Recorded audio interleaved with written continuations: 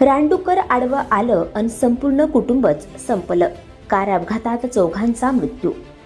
वर्ध्यामध्ये कारची टँकरला धडक बसून झालेल्या भीषण अपघातात एकाच कुटुंबातील 4 जणांचा मृत्यू झालाय.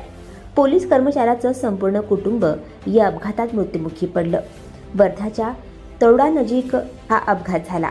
पती पत्नी आणि 2 मुलं असे चौघे या अपघातात ठार झाले. हे कुटुंब माणगाव येथून वर्ध्याकडे येत असताना कारची टँकरला धडक बसली. वर्धा जिल्ह्यातील माणगाव येथे कार आणि टँकरमध्ये झालेल्या धडकेत एकाच कुटुंबातील 4 सदस्यांचा मृत्यू झाल्याची घटना घडली. मृतांमध्ये पती पत्नी आणि 2 चिमुकल्यांचा समावेश आहे. मृत प्रशांत वैद्य हे त्यांची पत्नी प्रियंका आणि 2 मुलांसह जेवायला गेले होते. परत येताना कारसमोर रानडुक्कर आलं.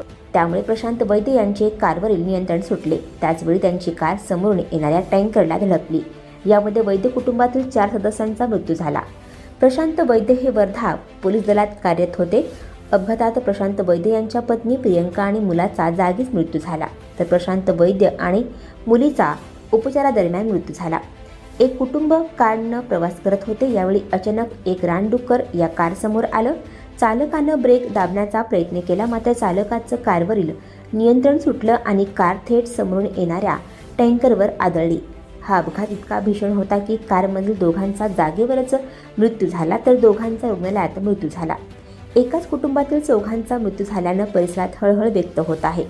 अपघाताची माहिती मिळताच स्थानिक नागरिक मदतीसाठी धावून आले. गंभीर जखमींना लगेच रुग्णालयात दाखल करण्यात आलं होतं, मात्र उपचारादरम्यान दोघांचा मृत्यू झाल्याची माहिती पोलिसांनी दिली.